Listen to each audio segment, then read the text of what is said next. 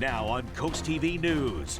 Lewes Mayor Amy Marasco tonight her reaction to the Lewes Fire Department's decision to keep former Fire Chief Bill Buckaloo as a member. Class action lawsuit looming against Iron Hill Brewery and restaurants as employees claim no notice was given before the shutdown. President Trump is flying to Egypt next to witness a signing of a peace deal between Israel and Hamas. And we're expecting frosty conditions for tomorrow. More on that coming up. This is CoastTV News at 5. Mayor Marasco says the Lewes Fire Department should consider rewriting their bylaws to prevent future problems. Good evening. I'm Christina DeRobertis. And I'm Charlie Sakaitis. Our top story tonight, Lewes Mayor Amy Marasco says hate has no home in the city, but says she's hopeful about new fire department leadership. This after embattled former Lewes Fire Chief Bill Buckaloo is back as a member, not as chief, but as a member of the department. And Coast TV reporter Emma Aiken joins us live now in Lewes. Emma, the mayor says the personal action of Buckaloo is separate from the fire department as a whole.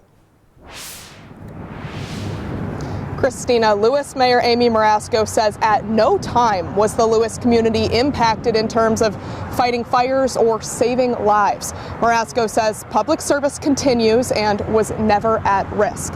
At the same time, Marasco says there is no tolerance for discrimination in Lewes.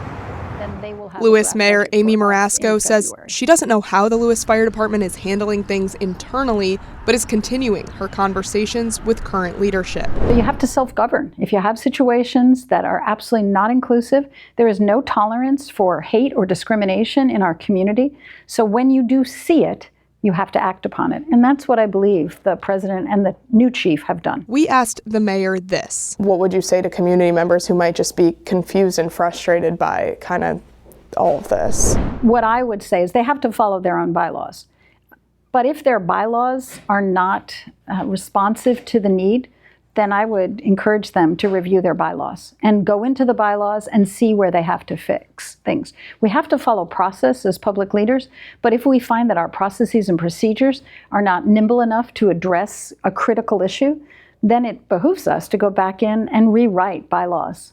But that is their responsibility. Marasco tells Coast TV between the city and the Board of Public Works, they give about $100,000 to the Lewes Fire Department annually. She says there's no plans to change that number. We still have a responsibility to help fund, and I think community members also want us to fund. I would separate one individual from the need of the entire area.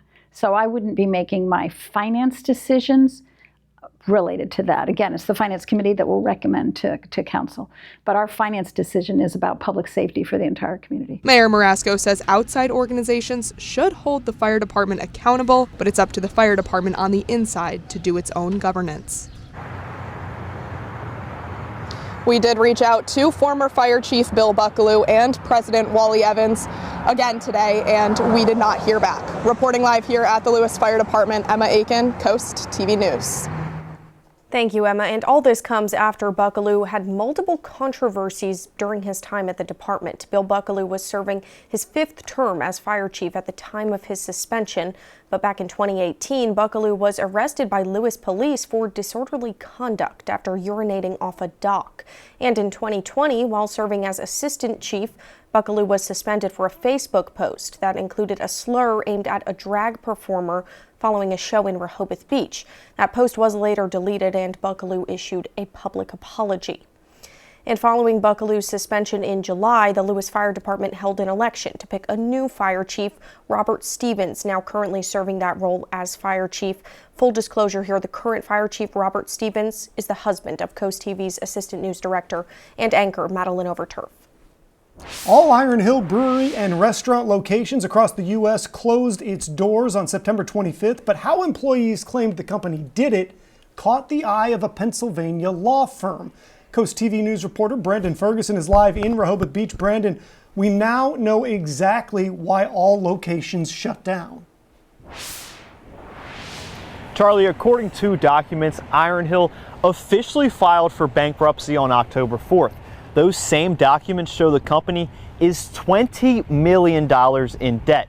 Employees we spoke with claimed they were let go on short notice And that is the problem, according to Pennsylvania law firm Sauter-Shelkoff.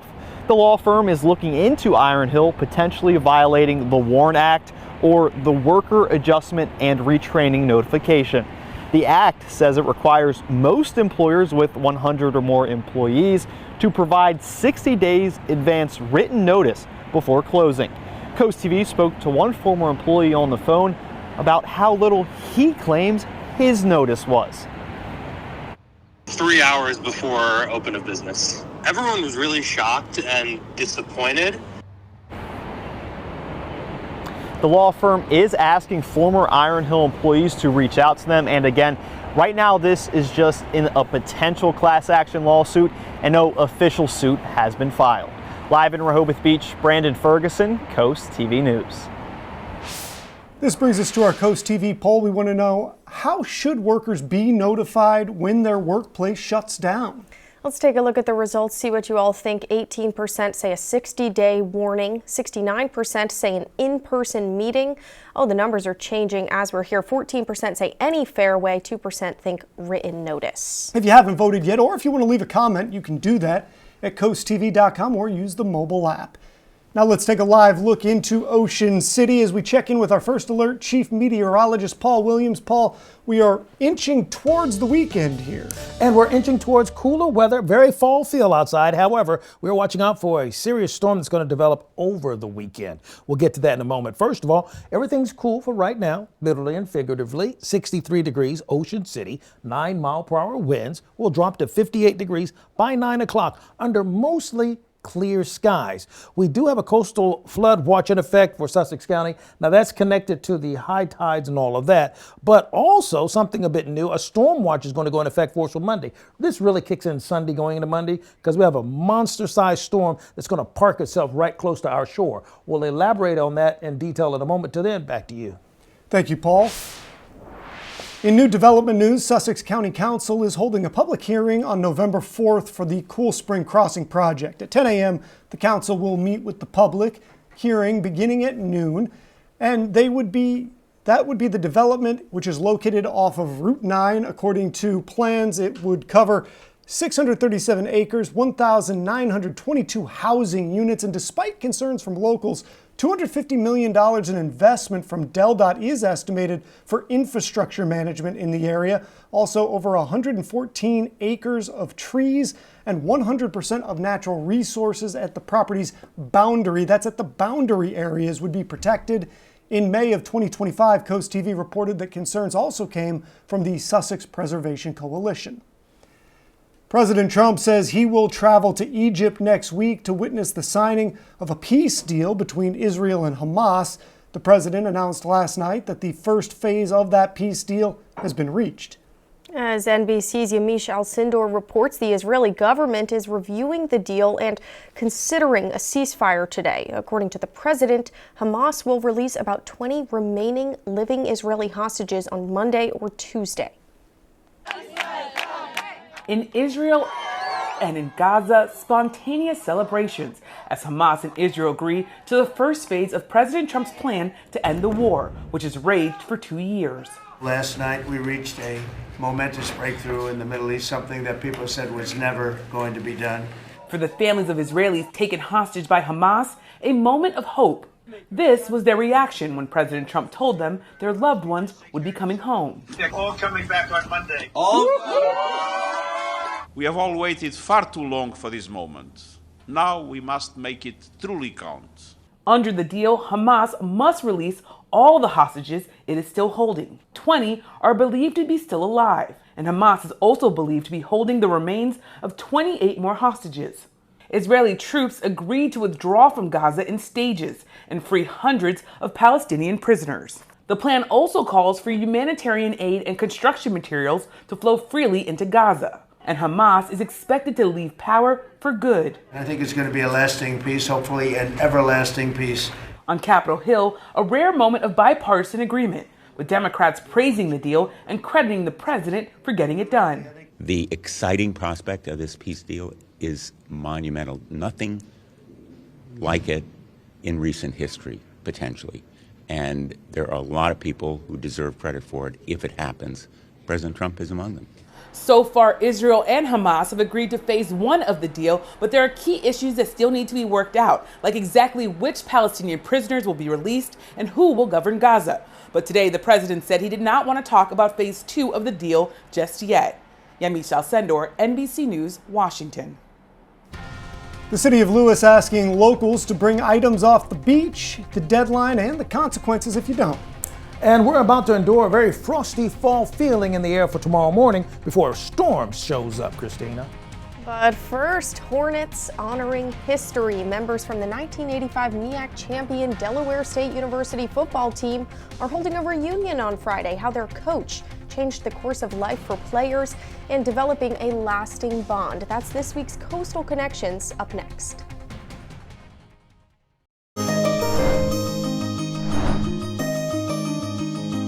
One of the greatest football seasons in Delaware State University history took place 40 years ago. And in this week's Coastal Connections, on the eve of the reunion of this team, we look at how a coach with strong ties in Lewes was able to bring together a group of men, change their lives, and establish lifelong friendships and memories. As you look at Bill Buckaloo, their first-year head coach. And what a first season it was in 1985. When it concluded, Delaware State had their first conference championship in 26 years. Buckaloo was named MEAC Coach of the Year.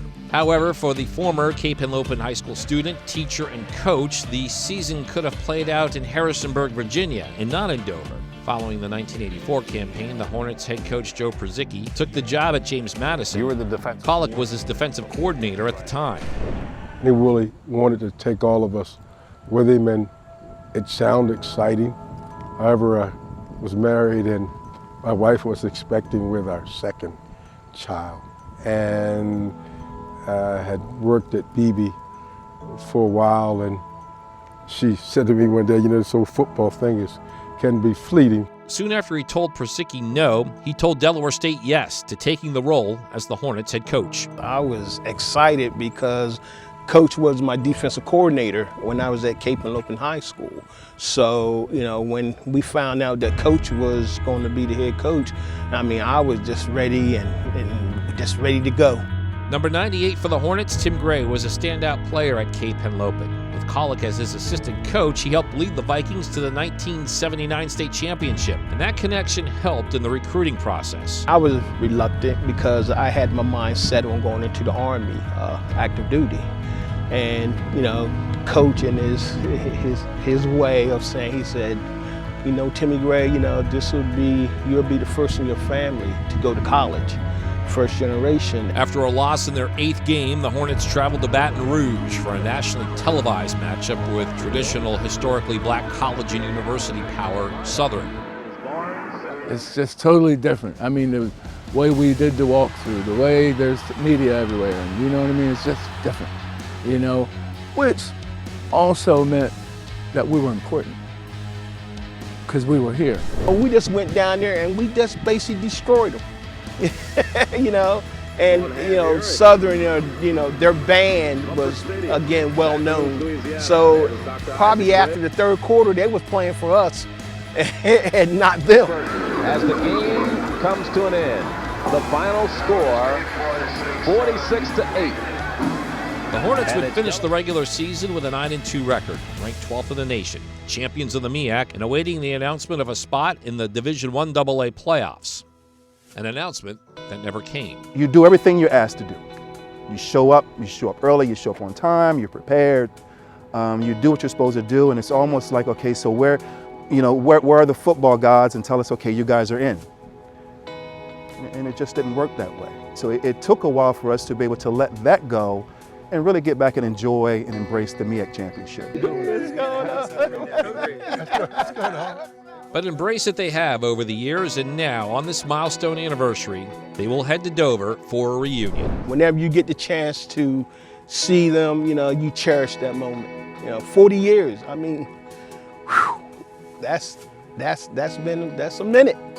40 years, and like I said, you know, we all been blessed, and hopefully God will see us through it, that, you know, we get to see each other on the 10th. 10 days into October to remember a time 40 years ago. As the game comes to an end. When this group made history and formed an everlasting bond. For Coastal Connections, I'm Matt Pensick. with the long travel from Dover, Delaware.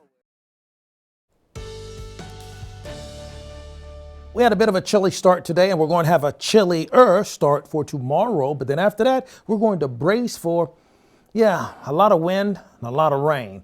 Ocean City, 62 degrees. Dew point temperature in the 50s. Will drop to 58 with the air temperature by 9 o'clock with clear skies. We're in the 60s for right now. We're at 66 in Redden, 62 in Milton, 61 right now in Georgetown, and we're holding at 61 degrees also at Rehoboth Beach, Indian River Inlet, as well as Ocean Pines. Now, we're about 5 to 6 degrees cooler than we were just this same time yesterday. So we're trending downward. And as far as precipitation is concerned, listen, for the month thus far, we're about a ½ inch shy of where we should be. We should be able just over an inch. We only have had just over a ½ an inch. But overall, for the entire year, we are still 3 inches beyond the normal pacing of rainfall for our neck of the woods for this year thus far.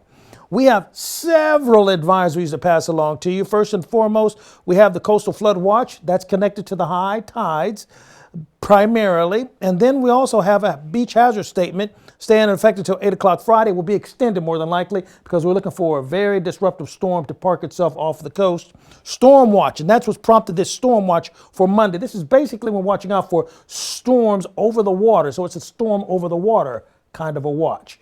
And that's really for Sunday going into Monday.